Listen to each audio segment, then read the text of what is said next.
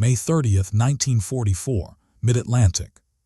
23-year-old radioman Stanley WWII stands on the deck of USS Pillsbury, staring at the horizon. The destroyer escort rocks gently in the swells. For 6 weeks, he's been training for something impossible, something the United States Navy hasn't attempted in 129 years. He doesn't know it yet, but in 5 days, he'll be climbing through the conning tower of a live German submarine while it circles out of control beneath his feet.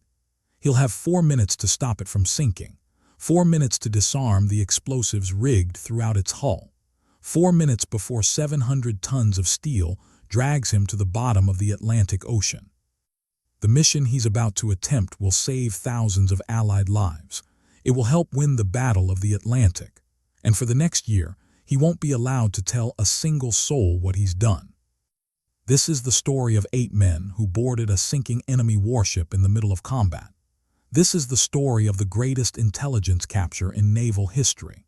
And this is the story of a secret so dangerous that 3,000 American sailors kept it hidden for a year while the fate of D-Day hung in the balance. Welcome to World War II Ember. This is the untold story of U-505. April 9, 1944, 700 yards off the West African coast.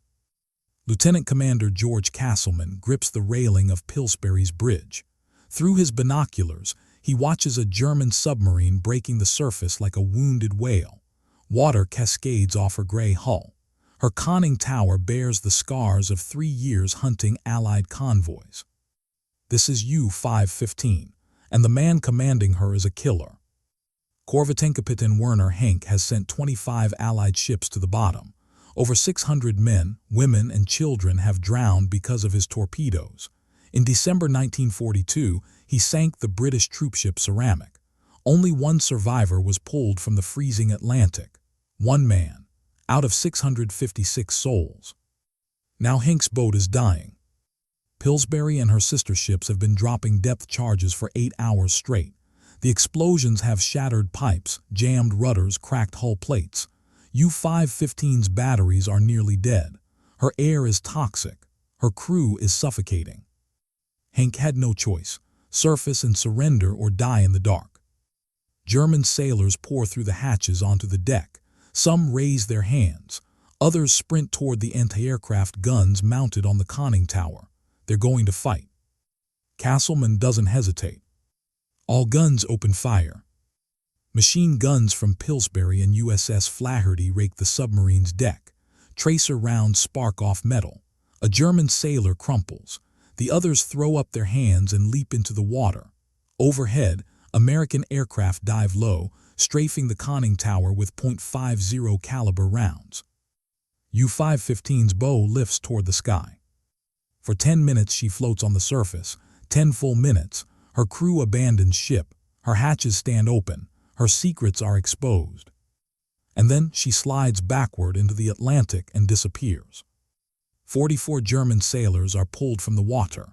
Werner Henke, soaking wet and furious, is hauled aboard Guadalcanal. The task group has destroyed one of Germany's most dangerous submarines. Victory! But 400 yards away, on the bridge of escort carrier USS Guadalcanal, Captain Daniel Gallery is not celebrating. He's staring at the oil slick where U-515 vanished, and he's thinking about what just slipped through his fingers. 10 minutes.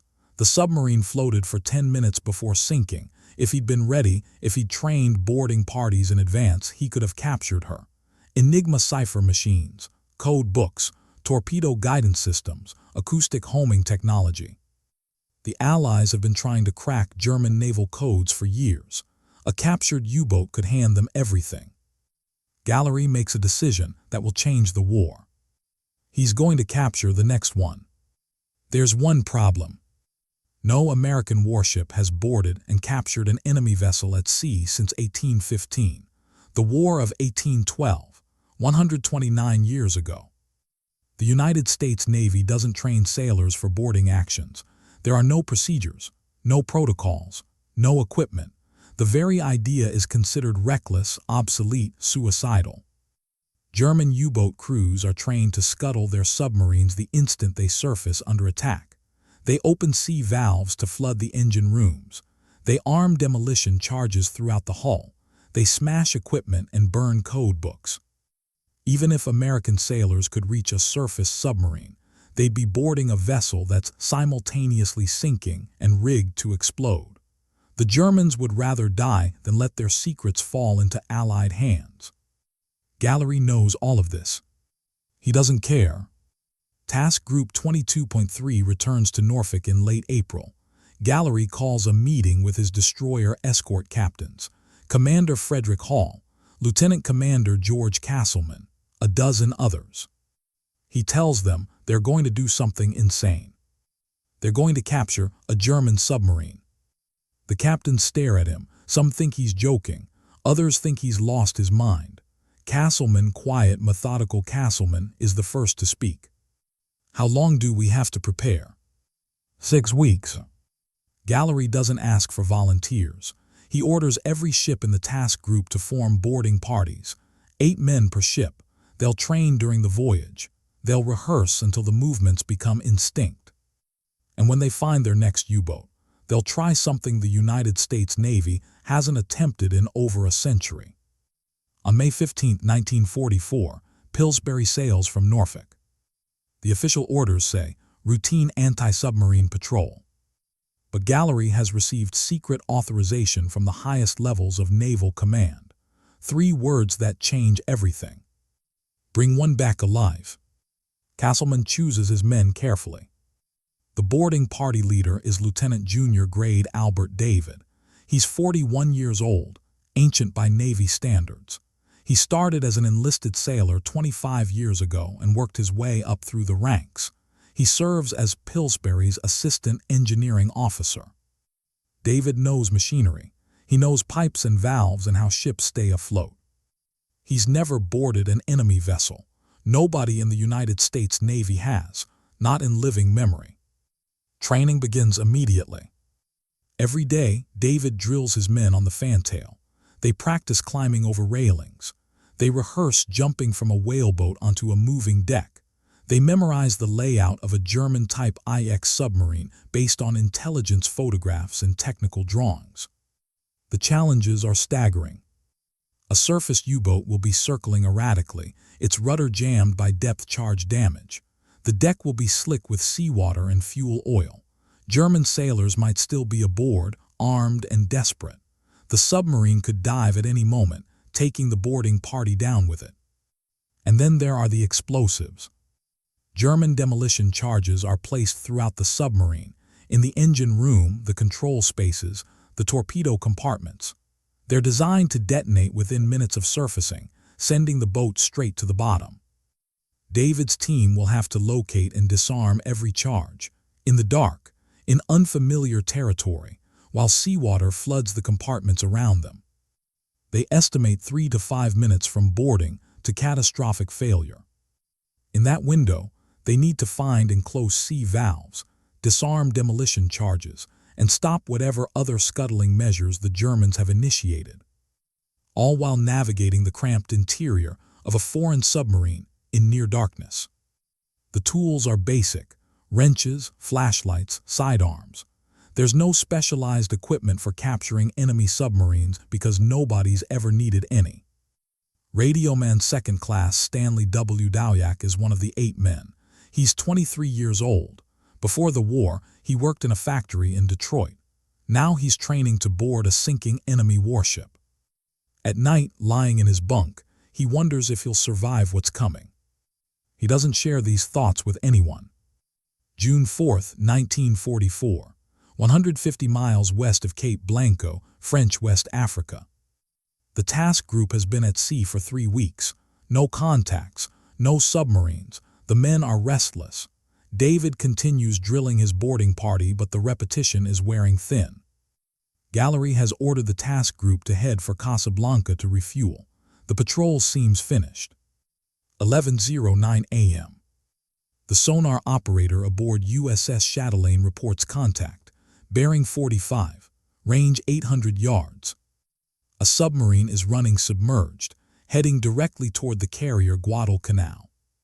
David's team has trained for 6 weeks. Now they have minutes. Chatelaine turns hard to starboard and accelerates. 2 FM-2 Wildcat fighters from Guadalcanal dive toward the sea, their pilots spotting the dark shape just below the surface. They open fire with machine guns, stitching lines of spray across the water to mark the position. At 11:16, Chatelaine releases her first pattern of depth charges. The ocean erupts. White columns of water shoot skyward, oil bubbles to the surface. The submarine is hit. 6.5 minutes after the first attack, the U-boat breaks the surface 700 yards from Chatelaine. She comes up bow first, her gray hull streaming seawater. Her conning tower is scarred with rust and painted with faded numbers, U505. The depth charges have jammed her rudder. Her lights are out. Seawater pours through cracked pipes in her engine room. The submarine begins circling to starboard at 5 or 6 knots, unable to steer. It's happening. German sailors scramble through the hatches onto the deck. Some try to reach their guns. Chatelaine and the other escorts open fire. Machine gun rounds spark off the conning tower. A German sailor falls dead on the deck. The rest throw up their hands and jump into the Atlantic. On Pillsbury's bridge, Castleman watches the submarine spiral through the water. This is the moment. He gives the order. Lower the whaleboat. David and his 8-man team are already waiting. They drop into the whaleboat and cast off. The coxswain steers directly into the submarine's circling path. U505 is still moving, still turning. They'll have to intercept it like chasing a wounded animal. The whaleboat cuts inside the submarine's arc. The men can see the gray hull looming larger with each second. Oil slicks the water around them. German sailors thrash in the waves nearby, shouting for rescue. David ignores them. His focus is the submarine. The whaleboat pulls alongside. The hull is slick with oil and seawater. David grabs a railing and hauls himself onto the deck. His men follow. The submarine rolls beneath their feet, still circling, still sinking by the stern. One German body lies face down near the conning tower hatch. No other enemy sailors are visible. David doesn't hesitate. He climbs through the hatch and drops into the control room. The interior is nearly dark. Emergency lighting casts red shadows across unfamiliar machinery. Water sprays from broken pipes. The deck is tilted at an angle. The submarine is flooding. David can hear the rush of seawater somewhere below. The Germans open the sea valves before abandoning ship. He has minutes, maybe less. His men spread through the compartments. Torpedoman 3rd Class Arthur Nispel finds the sea strainer valve, a large pipe allowing ocean water to flood the bilge. The cover has been removed and thrown aside. He locates it nearby and screws it back into place. The flooding slows. Others search for demolition charges. They find 13 throughout the submarine. Each one has to be located, examined, disarmed. The charges have timers. Some are set to detonate within minutes. David's team works in near darkness, crawling through oily water, tracing unfamiliar pipes and cables. They pull wires. They remove detonators. They seal valves and hatches. The submarine continues to settle by the stern. Her aft deck is already submerged. Above them, the circling submarine poses a new danger. Without steering, U505 swings toward Pillsbury herself. Castleman has to maneuver his ship to avoid collision. The two hulls slam together. The whaleboat that delivered David's team is crushed between them. 3 of Pillsbury's compartments flood from the impact. But the boarding party stays aboard the submarine. They've stopped the scuttling. U505 is wounded, but she's not sinking. At 11:30, a second boarding party arrives from Guadalcanal, led by Commander Earl Trissino, the carrier's chief engineer. He finds David's men still working in the flooded compartments, still pulling demolition charges from hidden corners. They've captured a German submarine. Now they have to keep her afloat. Trissino crawls through the flooded compartments for hours. He was a merchant marine engineer before the war, experienced with ship systems and machinery, but he's never been inside a German submarine. No American has. The Type IX U-boat is larger than expected, over 250 feet long, 11 compartments connected by watertight hatches. The design is foreign. The labels are in German. The equipment is unfamiliar. Trissino traces pipelines by hand, following them through oily bilge water until he understands how the systems connect. The stern is already underwater. Depth charge damage has cracked pipes and ruptured tanks throughout the aft section. Seawater continues seeping in through dozens of small leaks. If they can't stop the flooding, the submarine will sink within hours. Trissino organizes the salvage effort. He directs men to specific valves. He identifies which pumps still function. He jury-rigs connections between compartments to redirect the flow of water. Slowly, agonizingly slowly, the flooding stabilizes. While Trissino works on keeping the submarine afloat, David's team collects intelligence materials. What they find is extraordinary. 2 Enigma cipher machines, intact, complete with their coding rotors. Stacks of code books, signal documents, operational orders. Charts showing U-boat patrol zones across the Atlantic. 900 pounds of classified German naval documents. The haul is beyond anything Gallery imagined.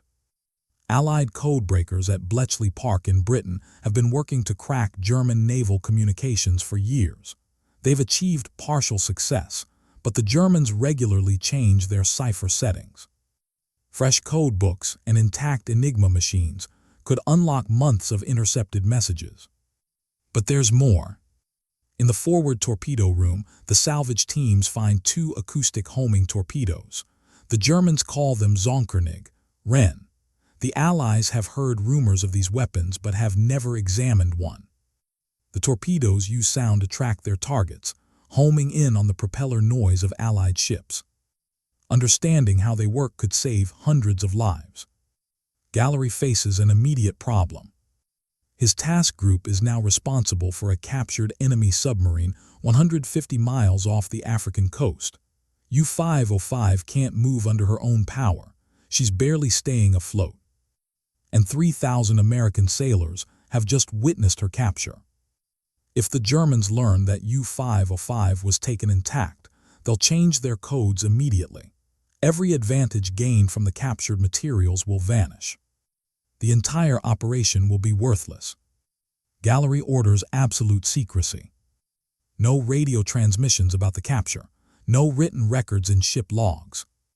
The German prisoners, 58 men, including their wounded captain, are confined below decks on Guadalcanal, forbidden from speaking with anyone. Then Gallery receives new orders from Washington. The original plan was to tow the submarine to Casablanca. Now he's directed to take her to Bermuda instead. 2,500 miles, across the open Atlantic. The timing is critical. Allied forces are about to invade Normandy. D-Day is scheduled for June 5th, pushed to June 6th due to weather. If German intelligence discovers that their codes have been compromised days before the largest amphibious invasion in history, the consequences could be catastrophic. The voyage takes 15 days. Storms threaten to swamp the waterlogged submarine. Salvage crews remain aboard around the clock, pumping water and monitoring leaks. Pillsbury attempts to take U-505 under tow, but the collision during capture has damaged her hull. 3 compartments are flooded. She can't maintain the strain. Guadalcanal herself rigs a tow line from the carrier to the U-boat and begins the slow journey north. The fleet tug USS Abnaki eventually takes over towing duties, but the danger never lessens. On June 19th, the task group enters Port Royal Bay, Bermuda. U-505 is immediately hidden in a remote corner of the naval base. She's repainted to disguise her German origins and given a new designation, USS Nemo. The 58 German prisoners are transferred to a secret camp in Louisiana. The Red Cross is denied access. Their families in Germany receive notifications that they are missing, presumed dead. They won't learn the truth until 1947. Admiral Ernest King, Commander-in-Chief of the United States Fleet, reviews the intelligence haul. The code books alone are invaluable. But King has another concern. Gallery took an enormous risk. If the capture had failed, if the Germans had learned their codes were compromised, the damage to Allied operations could have been incalculable. The Admiral's response is measured. Gallery receives the Legion of Merit, but he also receives a private warning. The secrecy must hold. If it doesn't, there will be consequences. The German Navy never learns what happened to U-505. Admiral Karl Dönitz, commander of the U-boat fleet, receives the final transmission from the submarine on June 3rd. She reports her position off the African coast and indicates she's returning to base in Lorient, France. After June 4th, silence. This isn't unusual. U-boats disappear constantly in 1944. Allied hunter-killer groups and long-range aircraft have turned the Atlantic into a killing ground for German submarines. Dönitz assumes U-505 was sunk by depth charges or aerial attack, like hundreds of others before her. He orders no changes to German codes. He issues no warnings about compromised communications. The Kriegsmarine continues using the same Enigma settings, the same cipher procedures, the same operational protocols. The secrecy holds. 3,000 American sailors who witnessed the capture say nothing. They write no letters home describing what they saw. They make no mentions in personal diaries. Gallery has explained the stakes during the voyage to Bermuda. If word reaches the Germans, the intelligence value will be destroyed. Allied soldiers and sailors will die because of loose talk. The men understand. Not a single breach occurs. At Bletchley Park in England, British codebreakers receive the captured materials within weeks. The Enigma machines and rotors confirm their understanding of German cipher methods. The code books provide settings valid through the summer of 1944. Intercepted U-boat transmissions that were gibberish suddenly become readable. The intelligence reveals German submarine positions across the Atlantic. It exposes patrol patterns and attack strategies. It identifies supply routes and rendezvous points. Allied convoy commanders adjust their courses to avoid known U-boat concentrations. Hunter-killer groups receive precise coordinates for their targets. The acoustic homing torpedoes prove equally valuable. American engineers at the Naval Ordnance Laboratory in Washington disassemble the Zonkernig weapons and analyze every component. They discover the torpedoes track the cavitation noise created by ship propellers. Within months, the Navy develops countermeasures. Ships begin towing noisemakers called foxers, decoys that produce louder cavitation sounds than the ships themselves. The torpedoes chase the decoys instead of their intended targets. German U-boat commanders notice the change. Their acoustic torpedoes, which had been devastating Allied escorts, suddenly miss with alarming frequency. They report the failures to headquarters.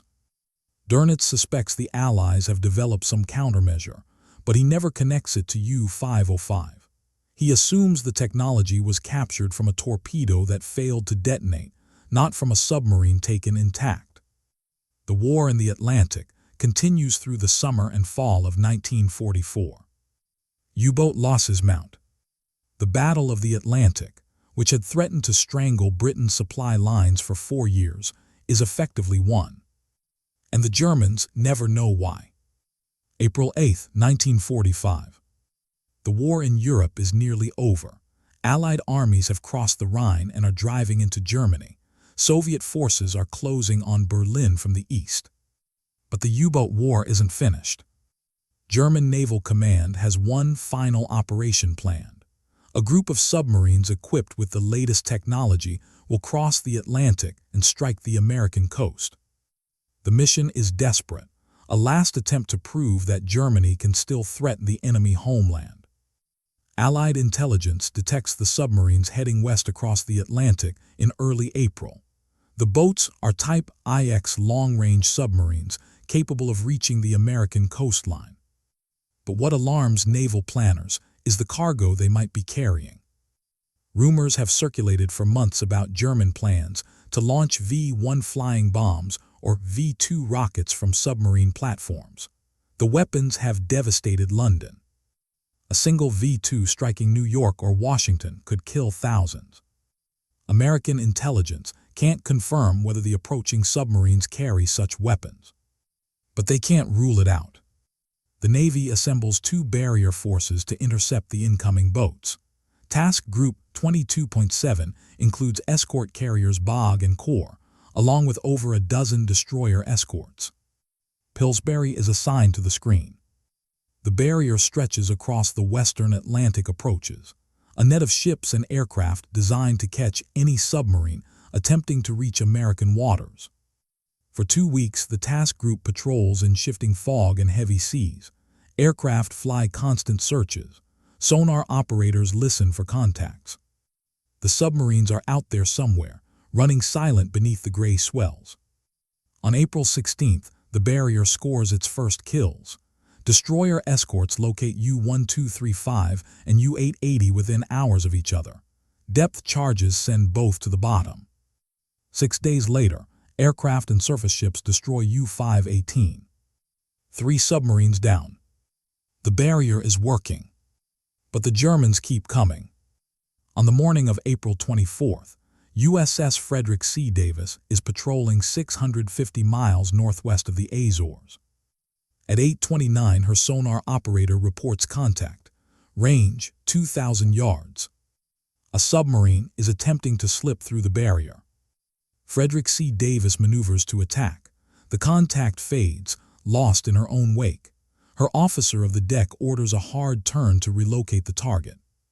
At 8:39, with the submarine at only 650 yards, a torpedo strikes her port side.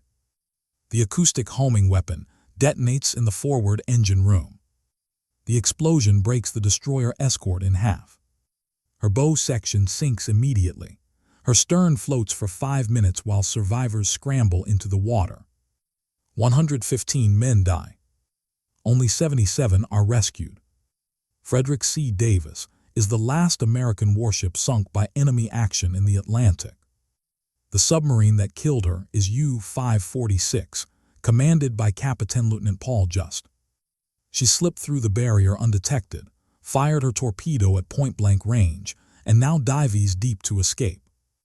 Pillsbury is 12 miles away when the distress call comes. Castleman orders flank speed. The hunt is on. Within an hour, 8 destroyer escorts converge on the datum point. Flaherty arrives first and makes sonar contact at 9:23.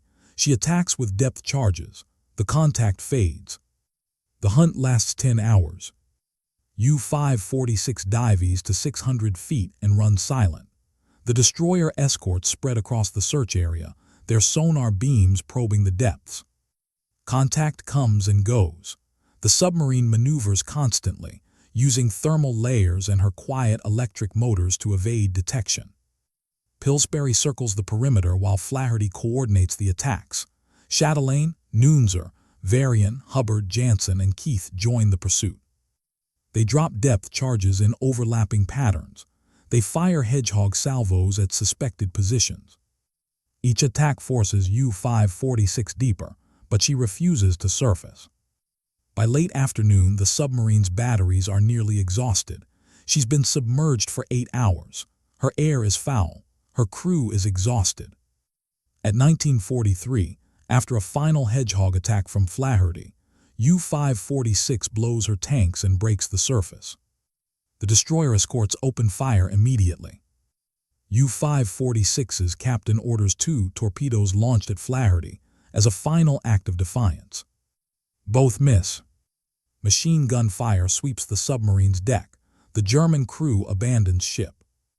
33 survivors are pulled from the water, including Captain Lieutenant Just. He's taken aboard escort carrier Bog for interrogation. The Navy needs to know one thing. Are there more submarines carrying secret weapons? Just has the answer. There are no V-weapons aboard the German submarines. There never were. The boats crossing the Atlantic carry standard torpedoes and nothing more. The mission was a final conventional attack, a desperate gesture by a dying Navy. The feared rocket assault on the American homeland was a phantom. Operation Teardrop has succeeded.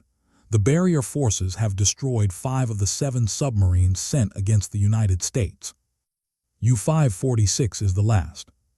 The remaining 2 boats surrender when Germany capitulates on May 8, 1945. Pillsbury is present for that surrender as well. She and her sister ship Pope escort U-858 from mid-Atlantic to Cape May, New Jersey, after placing a prize crew aboard. The war in the Atlantic is over. The final accounting reveals the scale of Pillsbury's contribution. In 13 months of combat operations, the small destroyer escort participated in the destruction of 2 German submarines and the capture of a 3rd. No other American warship can claim such a record. U-515 was one of the most successful U-boats in the German Navy. Her commander, Werner Henke, had sunk 25 Allied ships totaling over 150,000 tons. Pillsbury's depth charges forced her to the surface in April 1944. U-505 was the only German submarine captured by American forces during the entire war. The intelligence materials recovered from her hull provided months of insight into German naval operations.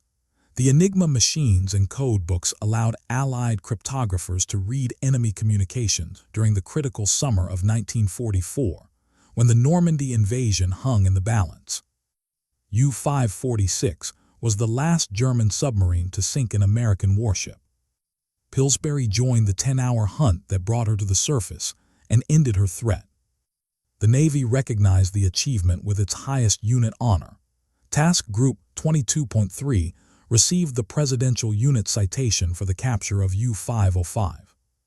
Lieutenant Albert David received the Medal of Honor for leading the boarding party onto the circling submarine. His citation described how he plunged through the conning tower hatch, fully aware that the U-boat might sink or explode at any moment.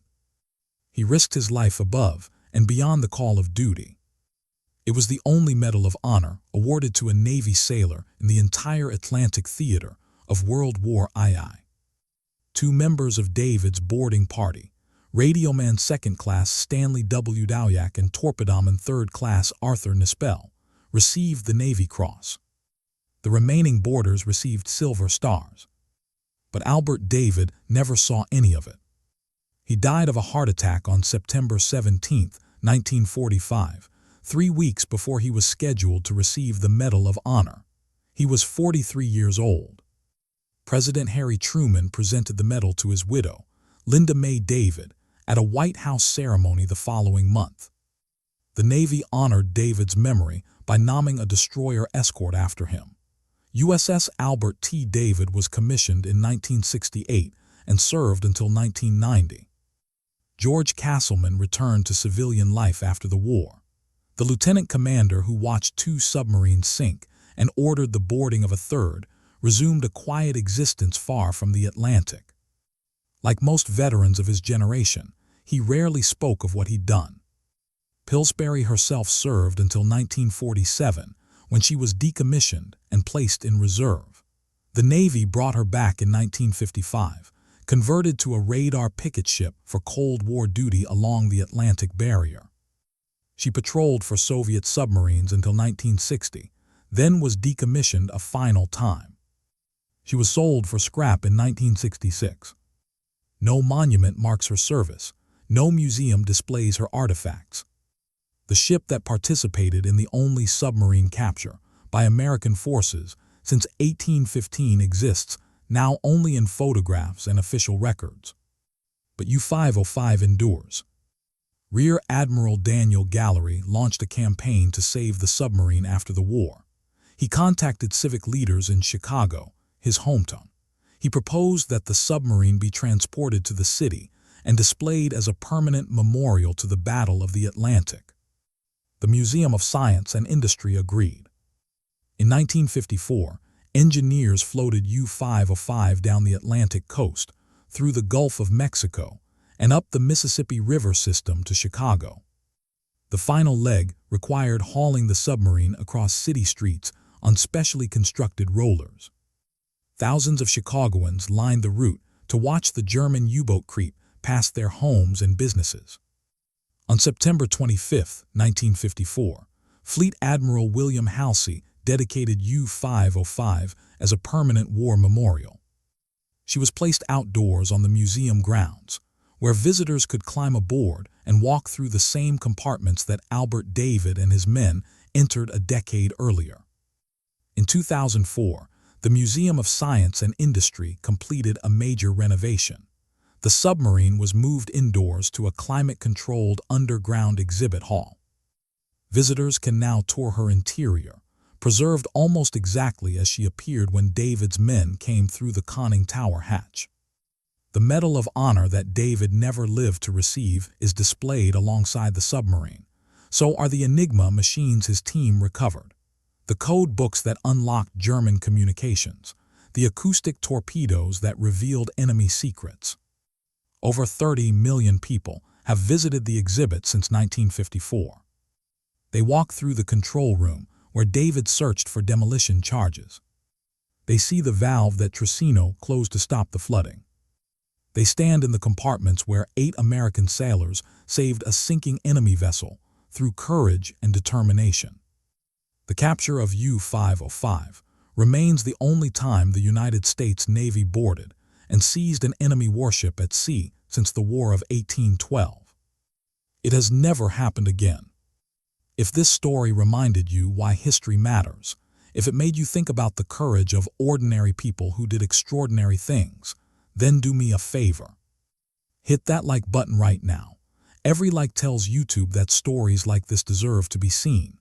That Albert David, Stanley WWII, George Castleman, and the crew of USS Pillsbury deserve to be remembered. Subscribe to World War II Ember and turn on notifications. We're bringing you forgotten stories of heroism, sacrifice, and courage from World War II, stories that deserve to be told, stories that changed the world. And drop a comment right now. Tell us where you're watching from: United States, United Kingdom, Canada, Australia, Germany. Our community spans the entire globe and you're part of it. Tell us if someone in your family served in the Navy. Tell us what this story meant to you. Just let us know you're here. Because these men, these sailors who climbed onto a sinking enemy submarine and changed the course of history, they deserve more than silence. They deserve to be remembered. Thank you for watching. Thank you for keeping their memory alive. And welcome to World War II Ember. We'll see you in the next story.